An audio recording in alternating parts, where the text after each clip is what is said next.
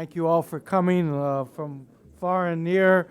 We have another great attendance, and I think it's really a pleasure. The last time we were together, this is our last time in 2015, and the last time we were together was at the Global Forum in Washington in June, and you may recall we had a record attendance in, part due to your recruitment efforts. Interestingly, this year, already we have 70% of the board signed up for the next Global Forum. We hope we can get the last 30%, and most importantly, we hope you'll each find 1, 2, or 3 new people to bring to the Global Forum, so it can be a great success.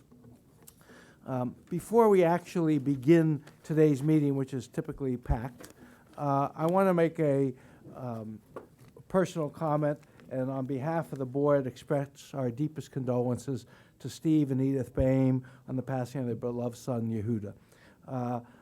I'm always amazed when I see Steve because he has this wonderful community of friends, both in his shul and here at AJC, and I think yesterday he made terrific presentations. He's taking a group of people to Israel for the JREC meetings, and we should all share our sympathies with him. Now, I did get his permission. I asked him if there's any place that people want to give something. He said that he and Edith have decided they want to name a school, Yehuda's school for years. It's called SAR Academy, a mental health office in his memory. So you can make a gift to that academy and identify it or earmark it as Yehuda Boehm Memorial and send it to Steve. Joanna Lieberman has sort of a piece of paper that describes that for anybody who's interested. But again, Steve, we want to send our condolences and thank you for all the things you do for AJC. Not only we're packed, but we have a little logistics issue because people are going to come at about certain times, but not necessarily exactly. When the Cardinal comes, we're going to just sort of roll with it and take him and give him the award and let him have the half-hour presentation that we have scheduled.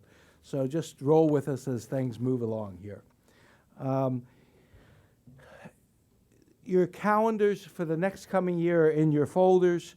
Our next board meeting is the Board Institute on February 21st to 23rd in Miami. It's going to be at a really nice sort of a boutique hotel downtown and on the beach.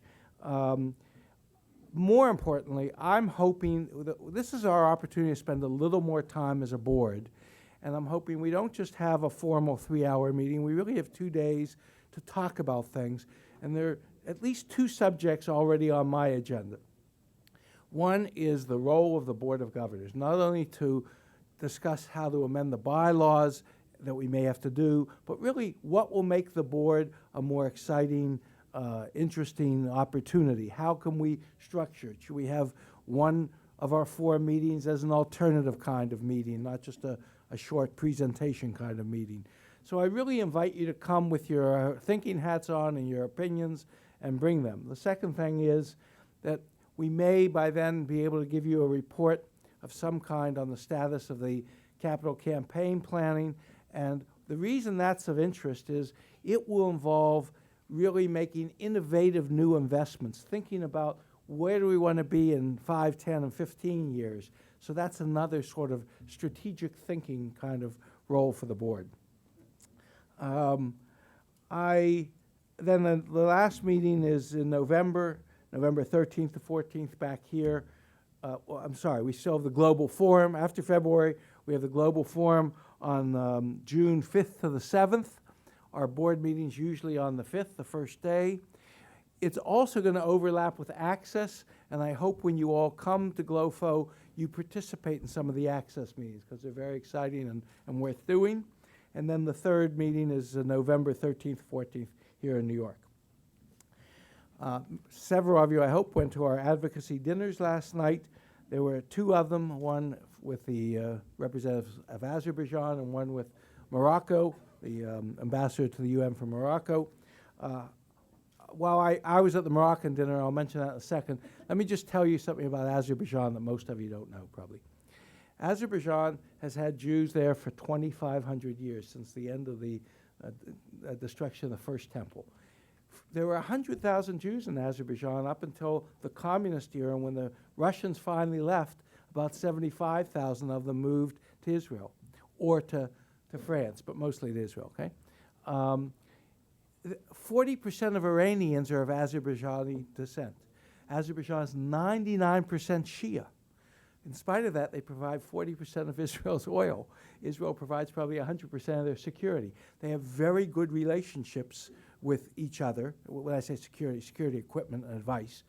And they're very friendly, even though publicly they don't always agree with us for tactical reasons, okay? A very interesting country.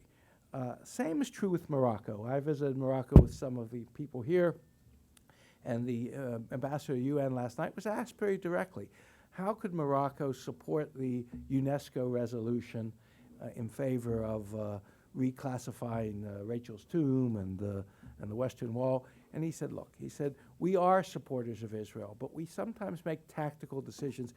Our Arab friends will never listen to us if we're always on Israel's side.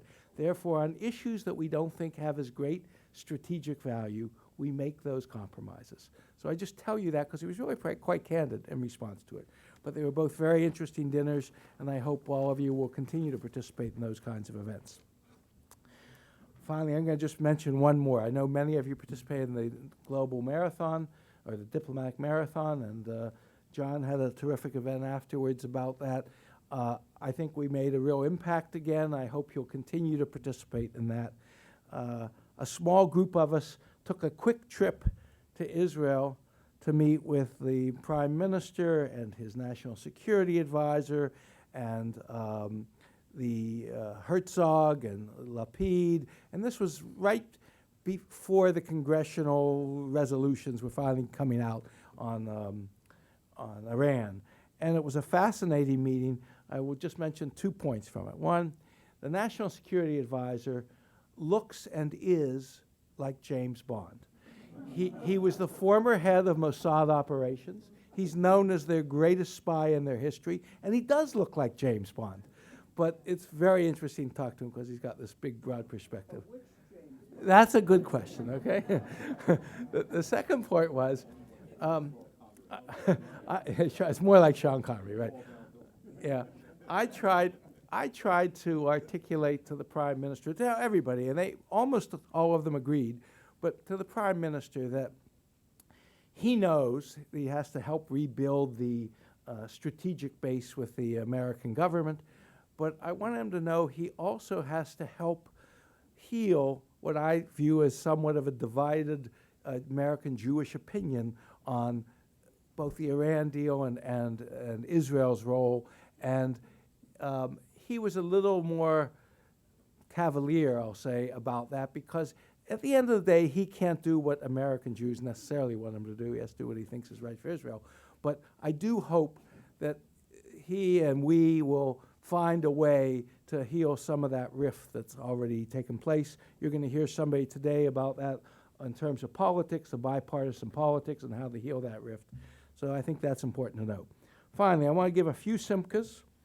Michael Tickner on the birth of your first granddaughter. David Inlander on the marriage of your daughter. Elliot Rose on the engagement of your son. Michael Gould on the marriage to Sarah Moss. Jane Silverman on the birth of her grandchild. Rick Hine on the birth of his granddaughter. Ben Plotkin on the birth of a granddaughter in Israel. Extend our congratulations to the Edelman family on the wedding of their son this weekend, Larry. Larry, who passed away earlier this year, was a beloved member of this board, very active, and it's nice that his son's now getting married.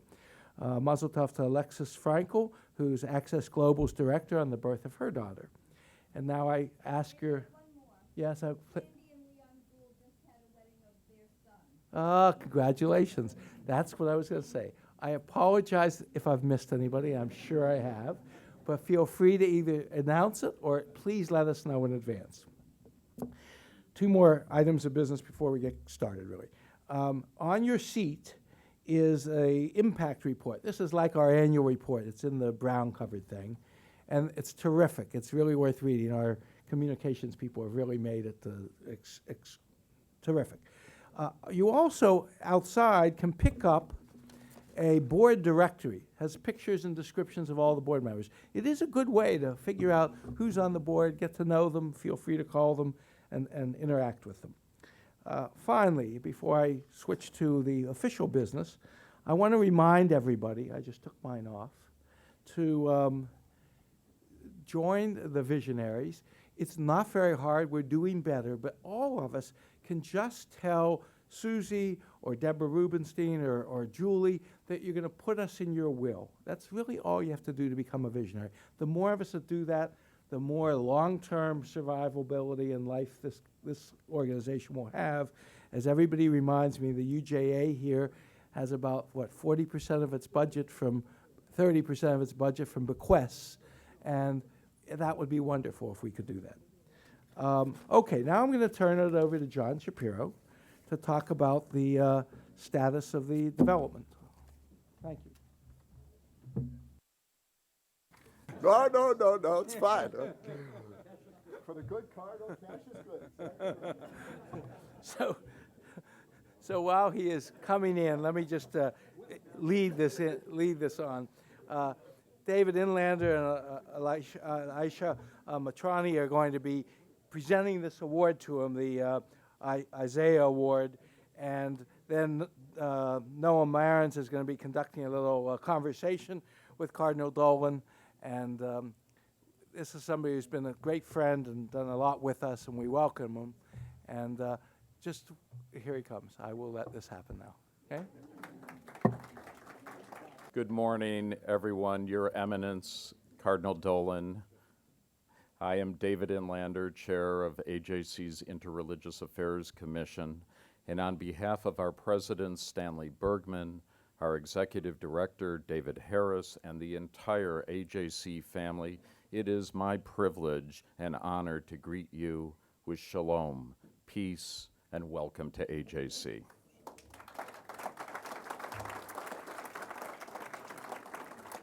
As you know, our leadership has had multiple opportunities to visit and work with you in Jerusalem, in Rome, in New York City, where most recently we had the opportunity to pray with you and Pope Francis at the 9/11 memorial service.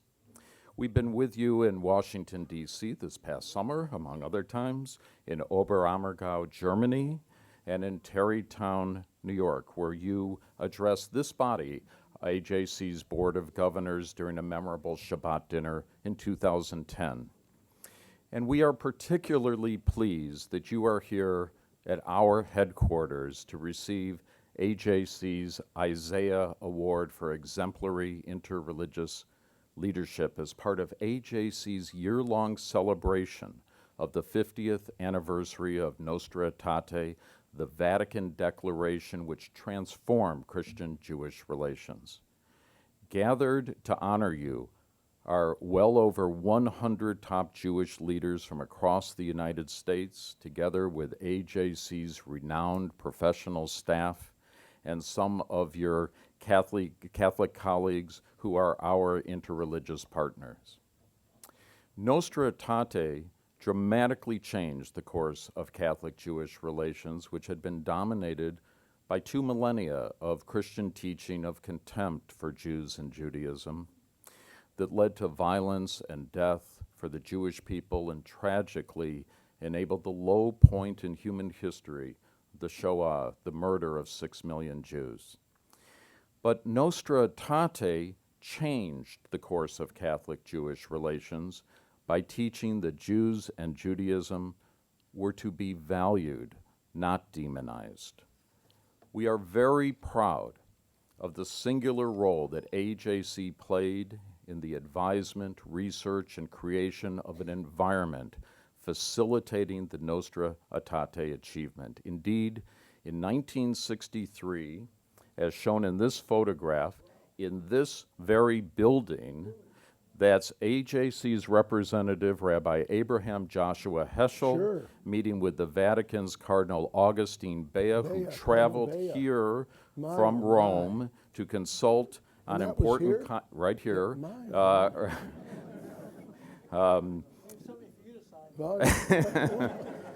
would have worn my duds. Look at that. And that's Rabbi Heschel, Rabbi Heschel. And they came here to discuss the important content elements being considered for the future Nostra Aetate. Nostra Aetate was a new beginning, a foundation, but it needed a building. Popes, Catholic and Jewish leaders worked hard to fashion this interreligious revolution into a sustainable fraternity between our respective faiths.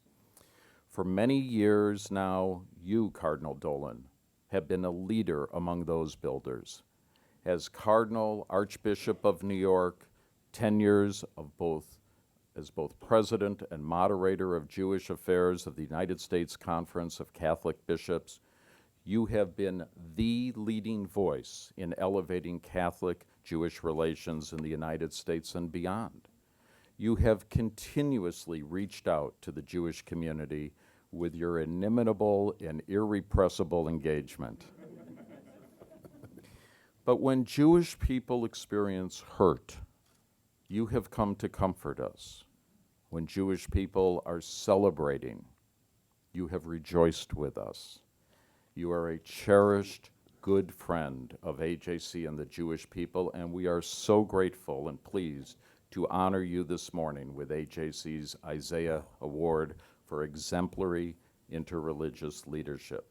At this time, it's my pleasure to ask Aisha Bulchandani Matrani, Honorary Chair of AJC Celebrates Nostra Aetate at 50, to join me for the award presentation. Beautiful. Aisha, please. Beautiful. Aisha. Okay.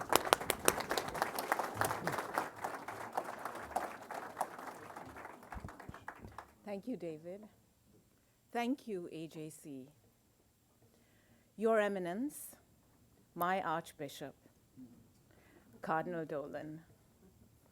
I am a Catholic New Yorker who is living proof of Nostra Aetate, the transformation.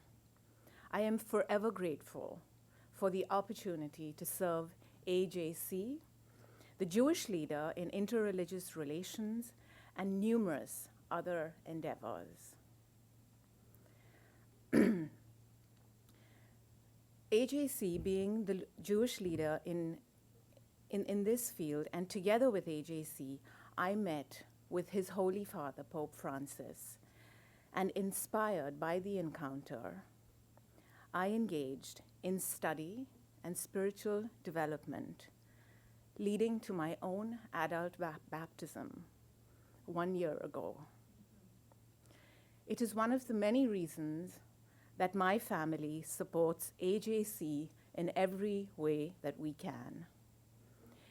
AJC's tangible recognition of you, Cardinal Dolan, is this beautiful lithograph by Jerusalem artist David Sharir. It is part of his Isaiah series and is inspired by the prophet Isaiah's original call for interreligious relations when he said in God's name, "For my house will be called a house of prayer for all the peoples." There is no better biblical verse and no better source than Jerusalem art and Isaiah with which to celebrate this joyous commemoration of Nostra Aetate's 50th year and our guest of honor, Cardinal Dolan. Your Eminence, please join us for the presentation. Thank you. This is, my gosh. Thank you. My, oh my, isn't that stunning? Isn't that beautiful? Oh, did you see this? This is magnificent. Look at that. This is beautiful. Thank you. Look at that. Isn't that stunning?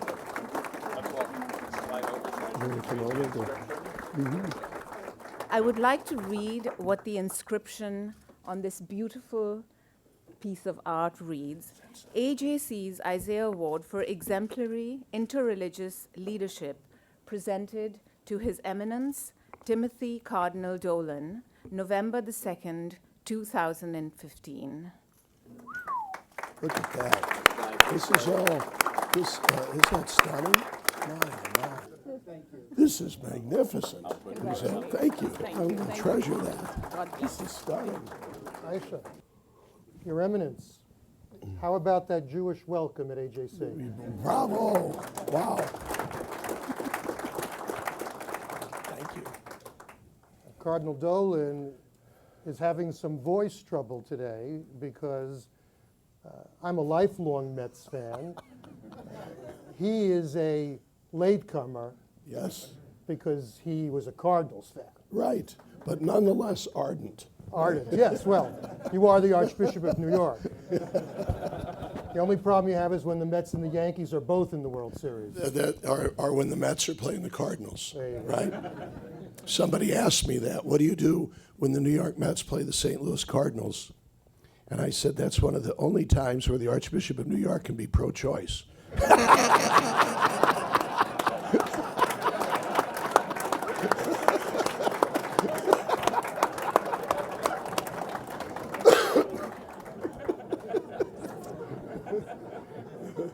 Of course, Cardinal Dolan being at Citi Field last night did not help. No, I lost half of my voice cheering and the other half crying. There you go. Well, You know who was there? Elliot Cosgrove. I should hope so. He was there with me. Rabbi Cosgrove, you know him, Wonderful. don't you? Yeah. Yeah, we know him. He's a friend of AJC. We're yeah. delighted. We have an applaud for congregants of Rabbi Cosgrove. Sure. There you go. He and I were together in Rome when you were elevated. I'll never forget Cardinal. that. They had the picture up there. See, is it still That's up? right. Did you see? It was very moving when Noam came up to me right after I got the red hat and said something profound. Did you see me going like that? He said, "How about a bowl of pasta in a half hour?" I said,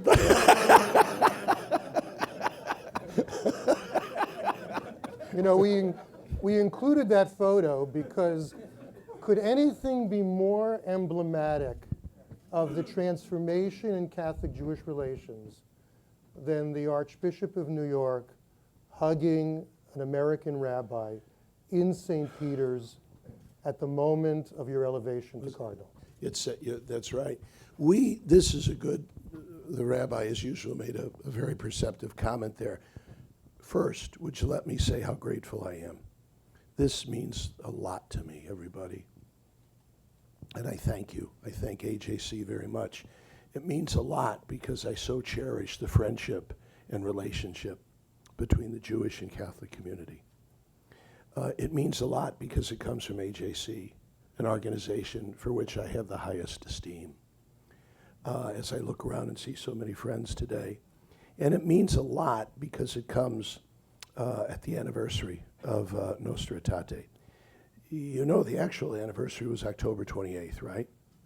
In our Catholic calendar, October 28th is the feast of a Jew, St. Jude, who I think everybody knows in the Catholic imagination, St. Jude is the patron saint of impossible causes. And when you think about it, everybody, Nostra Aetate was an impossible cause. Would any of us have dreamt a half century ago that something like this could happen? Could any of us have dreamt a half century ago, as Rabbi Marans said, that at St. Peter's Basilica, after I get the red hat, one of the first people that I greet is a rabbi from New York? Would any of us have dreamt a half century ago that the Archbishop of New York would get an award like this? We can't forget that, see? We can't forget that as we praise our God for that impossible cause that was answered, and answered in a more radiant way than any of us could have ever imagined.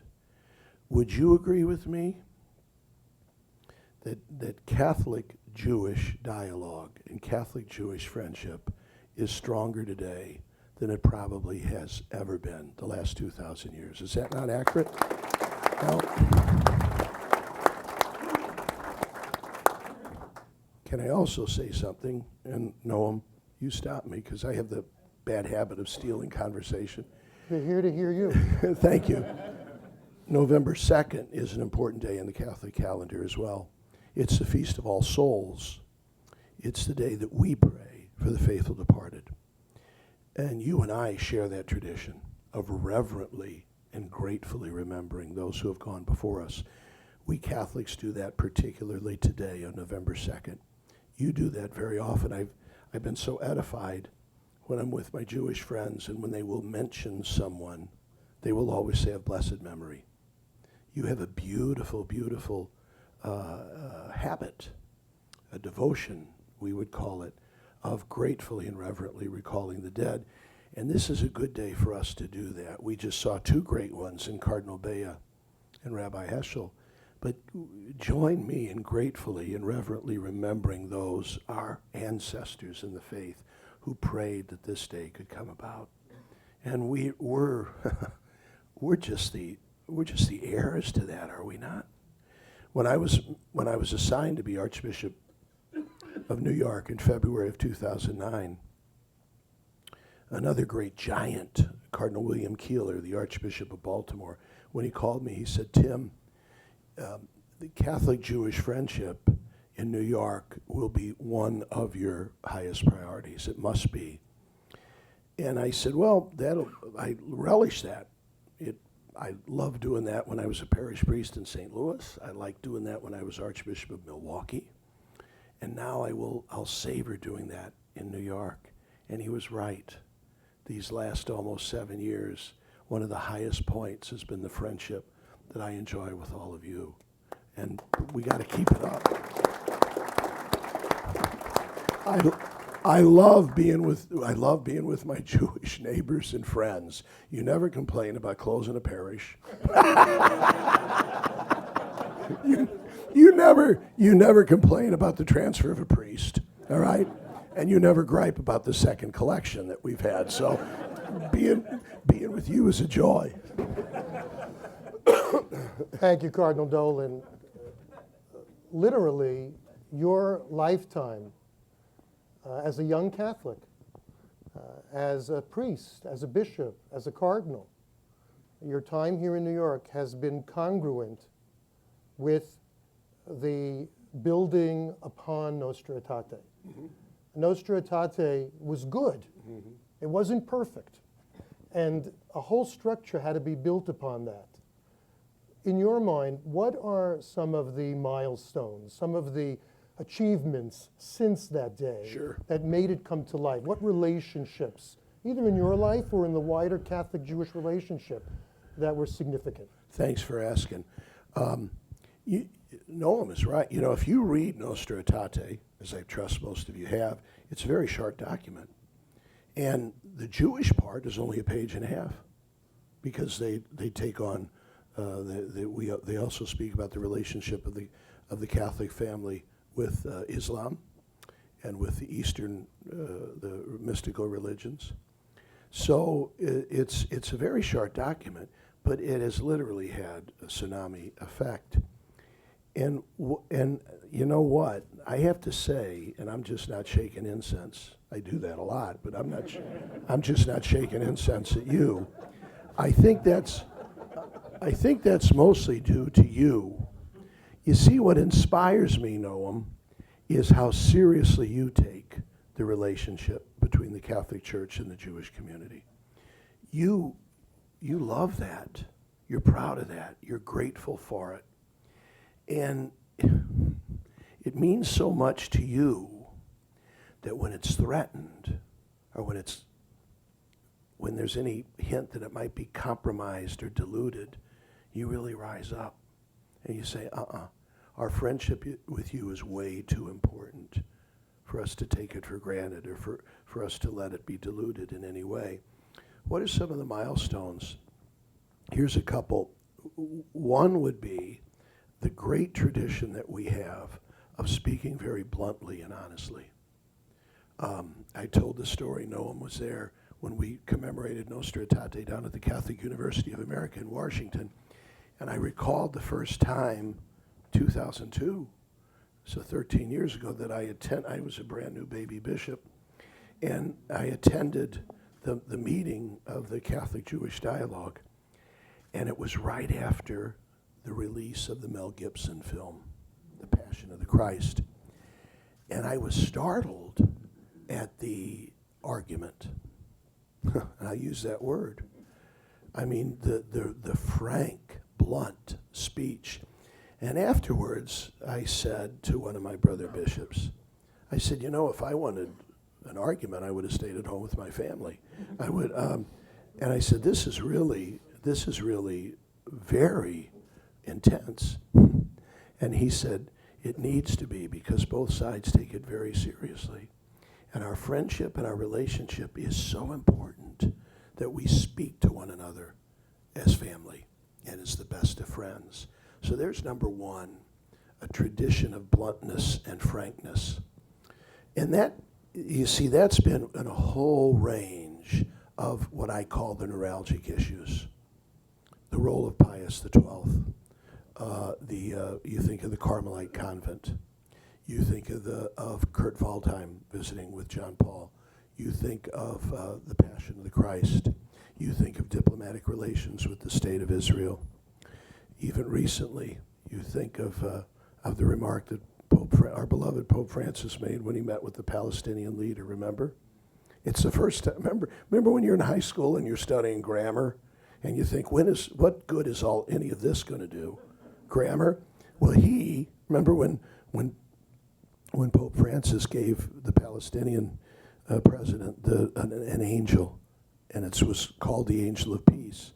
And it was reported that he said, you are an angel of peace, which kind of got you all upset. So the Holy See quickly clarified, no, he used the subjunctive. May you be an angel of peace, which he did. And then I thought, wow, I remember studying that in Latin and thinking, who's ever going to use this?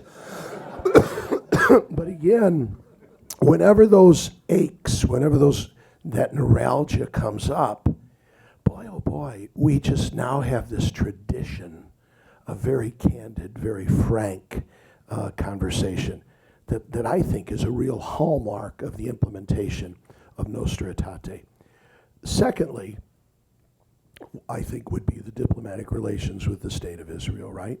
And for that, of course, we thank Pope St. John Paul II of blessed memory, who really, if you read George Weigel's biography, 2 volumes, you will see that when Pope John Paul II came to the throne of Peter in 1978, even then, to himself, he said, this will be a goal of my pontificate. You know, of course, of his own personal background and about how he was in Krakow, was aware of the suffering of Jews, was friends with Jews growing up, even as a boy, and saw his Jewish friends disappear under Nazi occupation.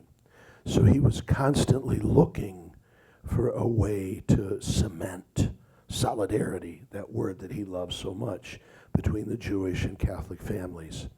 And one of the ways, he said, would be for diplomatic relations.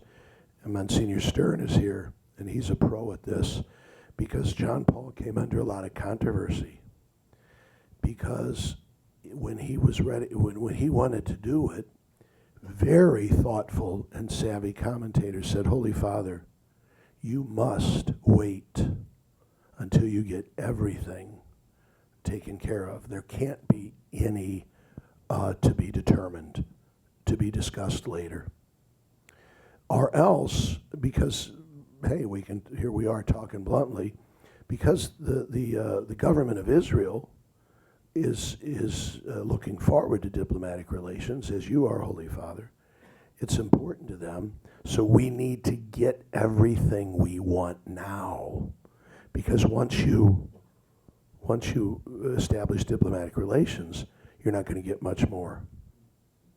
And Pope John Paul said, no, this is very important to me. We will do it, and we will trust. Now, to be honest with you, as Noam knows, that's one of the heated topics we still talk about. Because on the Catholic side, we bring up at every meeting of the Jewish-Catholic dialogue, why is this particular point still taking so long? Where is progress on this issue? It's another tribute to the frankness with which we can talk. But what a credit to John Paul that he was that he believed that the best sometimes is the enemy of the good. And this good of diplomatic relations is so important to both of us that if we wait for perfection, it'll never be done. So let's do it. Lo facciamo, he said, let's do it. And he did it, all right? So there would be a second one. A third, Rabbi Marans said, what else would you see as kind of like one of the engines that has propelled the implementation of Nostra Aetate? A third would be, I think, our coming together as people of faith in a world that wants to sideline faith. You see, I don't think we Catholics have any better allies, and I don't think you Jews have any better allies than us. We don't have any better allies than you in, once again, speaking about the supreme role of faith and religion in world affairs. Along with Pope Francis, the Jewish community would be his greatest cheerleaders, as he's trying to say that any use of religion for hatred or violence or division is a nauseating perversion of what religion is intended to be. That religion by its nature affirms and strengthens everything that is noble, everything that is sacred, everything that is life-giving, everything that is unitive in the human project. You and I are allies in that, in a world that from either side often questions it. From the left, we see a secularism on steroids that wants to push the role of religion out of the public square. And on the right, we see a very chilling fundamentalism that reduces the role of religion to one of hatred and bigotry. In the middle, in the via media, to use that Latin word, in the middle way would stand Jews and Catholics. And we need one another. And that's another, I think, development in the contemporary world that has cemented the progress of Nostra Aetate. And the final one would be our common recognition of what we Catholics call, I don't know what you call it, Noam, pastoral issues. You see, when I meet with a rabbi colleague like Noam or so many others in New York, we could debate a lot of political stuff. But what really gets us talking is, how are we going to get our people back to the synagogue? How am I going to get my people back to the faith? How are we going to keep our young people? What are we going to do about intermarriage, that is a beautiful aspect of American life, but which everybody knows sometimes has special challenges for religious identity? And what are we going to do about the findings of the scholars, like the Pew Center, that tell us that the inherited religions, you know what the inherited religions are, Jews and Catholics, also Orthodox, also, by the way, Islam, in other words, religions that you're born into.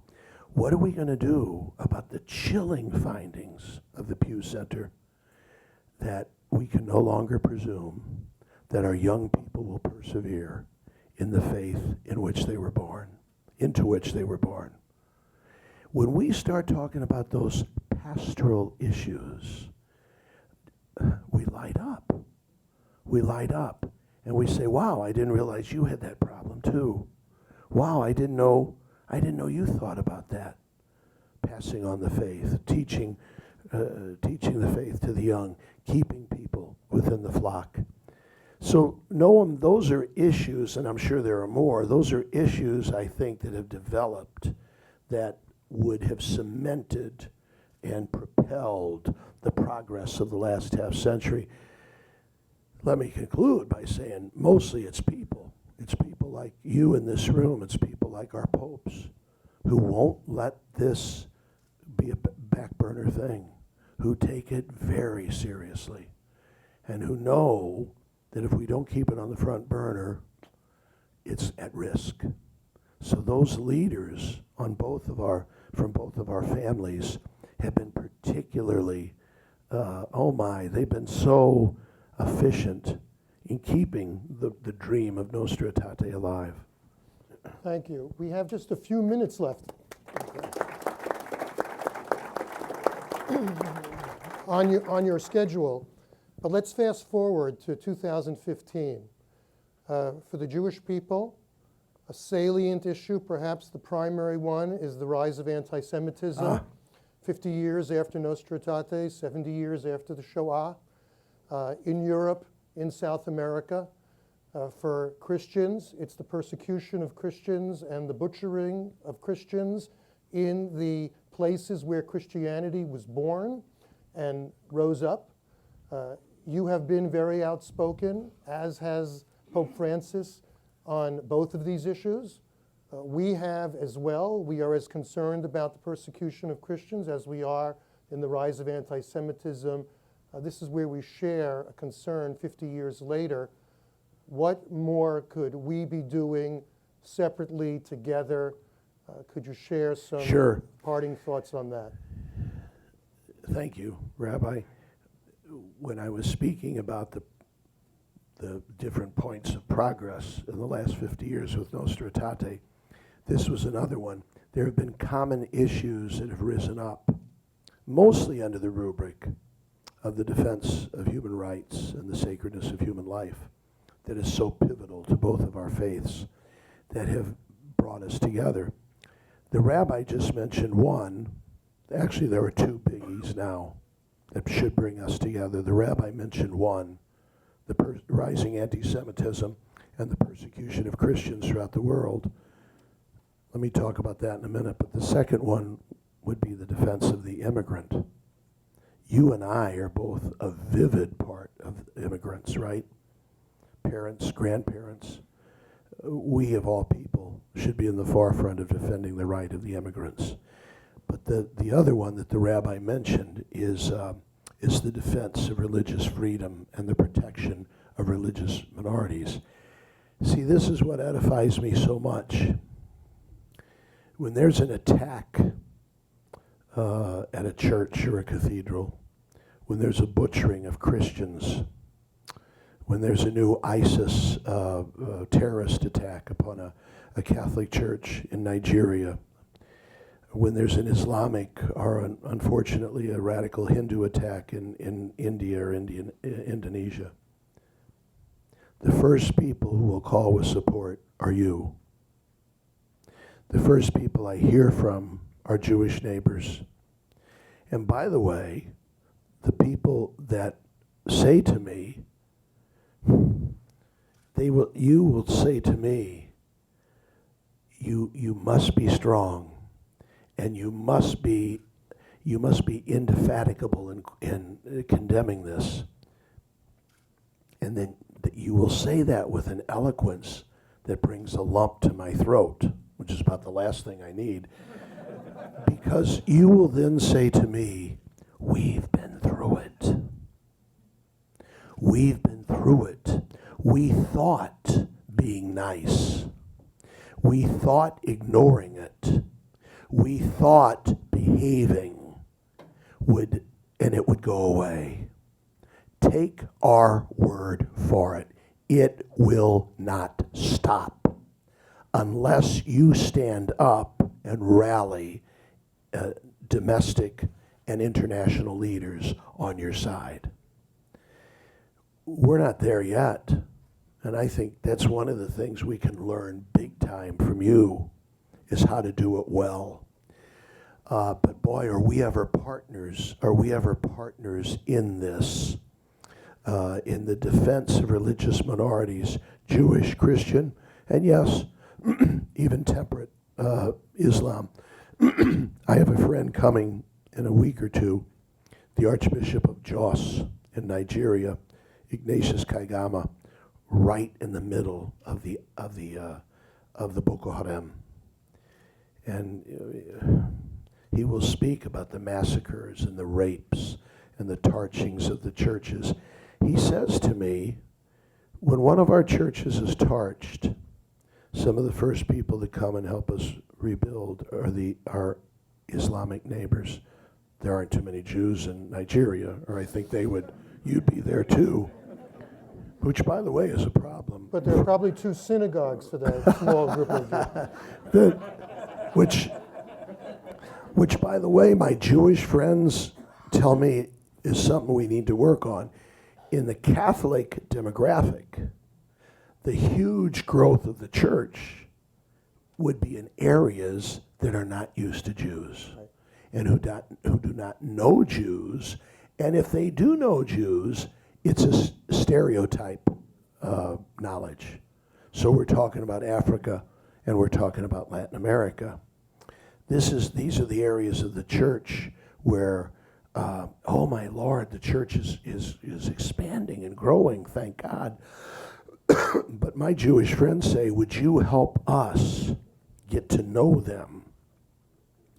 Especially, well, look, now we have a pope from one of those areas. Now, thank God, he was exceptional in his friendship with Jews because he was Archbishop of Buenos Aires, which is a large, vibrant Jewish community.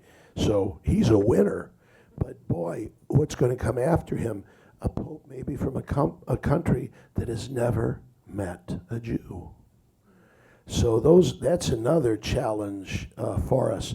But what Rabbi Marans mentions, we need to be shoulder to shoulder. A couple of years ago, Abe Foxman asked me to speak to their board, as I'm honored to be with you, the board of the HAC today. And I just was making some remarks, and all of a sudden I looked up and I was getting a standing ovation. And the remark I simply said was, what brings us close together is at this very moment, somewhere in the world, there's either a Jew or a Christian in the crosshairs of an assassin's gun. And that's true. That's true, my friends. So we need to stick together for that. We need especially to sensitize our own government, don't we? I can't, in my own people, we can learn from you. Some of my Catholic business leaders, they'll tell me, for instance, oh, I'm going to China. And well, guess what? I'm meeting with some government leaders, and I'll say, would you do me a favor? And when you're meeting with the government leaders, tell them of your sensitivity to the plight of Catholics in China. And they'll kind of look at me, and I said, your Jewish colleagues would do that in your business. You can bet that if one of your partners who's Jewish was going to China, he or she would speak about the plight of religious minorities. We need to learn from you of how to do that and do it well. You learned the hard way. Now we are. So.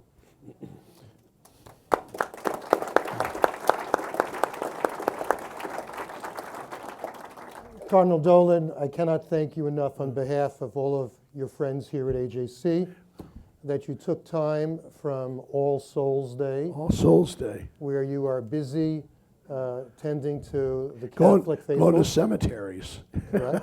It's good to be here living.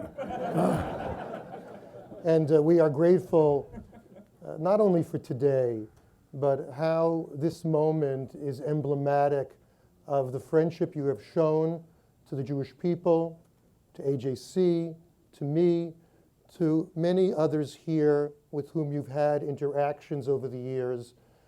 We bid you the greeting that we began with of shalom, of welcome, farewell, and may you and our Catholic friends be blessed with peace. Hallelujah. Thank you. I have to give you credit, AJC. I so admire you. I tease David that how often when I get up early in the morning and I'm shaving, I hear David on the radio. And I say to myself, why can't we do that? And we're starting to. We have a group now called Catholic Voices that are a group of very professional men and women who are coming together to kind of try to address controversial issues in Catholic life. And you're an example to us. You helped us do that, so thank you very much. All right, so. Appreciate it. I felt bad last night because I was with Mr. Wilpon, who's Jewish, all right? And it was a tough night. But he told me the story. You all may know this. You know who his best friend is? Sandy Koufax. Really? and Sandy and Fred, they grew up. He says to me, this is Mr. Wilpon, a Jewish man, says, I grew up in St. Athanasius Parish. He tells me what parish. And they were members of the CYO. You know what that is, the Catholic Youth Organization that organizes all these sporting events. Yeah, Fred and Sandy said to me, our synagogues are great, but they didn't have that many basketball teams. So, and Mr. Wilpon tells me that one time he comes home and there's the pastor. He told me his name, Monsignor, I forget who it was. There's the pastor of the parish. And Fred said, oh no, I hope Monsignor's not telling my mom and dad that we shouldn't play. And the Monsignor's telling Fred's mom and dad that he said, you make sure that Fred stays home on the holy days, the Jewish holy days. And Fred said, that's moved me so much that this Catholic priest was concerned about my religion. So we got great shoulders to stand on, don't we? We'll take it outside.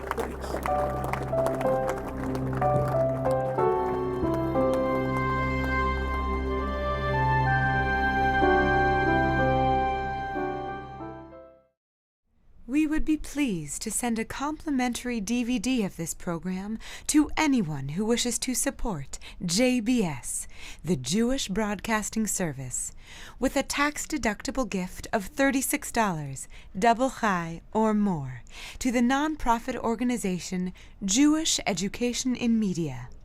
Simply visit the JBS homepage and click on the Donate button to make a donation by PayPal or your credit card. And please indicate the program for which you would like a DVD. Or you can send your tax-deductible check made out to GEM, Post Office Box 180, Riverdale Station, Bronx, New York 10471. And again, please remember to indicate which program you would like to receive with our compliments. And we thank you for your kind support.